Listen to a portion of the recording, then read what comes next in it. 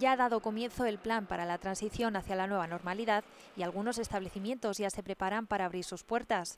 Peluquerías como esta que ven estarán abiertas a partir del lunes. Eso sí, para poder acudir será necesario pedir una cita previa y el aforo es limitado. Solo estará permitido la entrada de un 30% de su capacidad.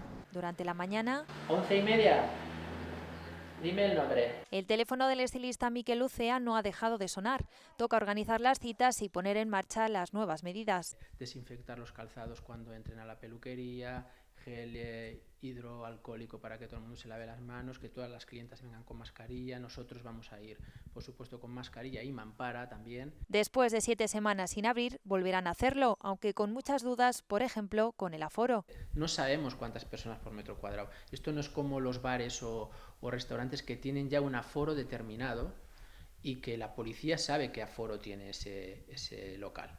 En la hostelería y el turismo aumenta la preocupación debido a la incertidumbre por la que está pasando el sector. No tenemos mascarillas, no tenemos EPIs y pretenden que abramos y que sea rentable una empresa abriendo una tercera parte de la terraza. Nos parece inconcebible, una auténtica tomadura de pelo. O pretenden que abramos los hoteles el 11 de mayo cuando está prohibida la movilidad. Desconocemos cuándo vamos a abrir, de qué medidas vamos a abrir, cuáles son las medidas sanitarias que vamos a tener. En principio, junio será el mes en el que el sector hostelero contará ya con la eliminación de las restricciones de movimientos.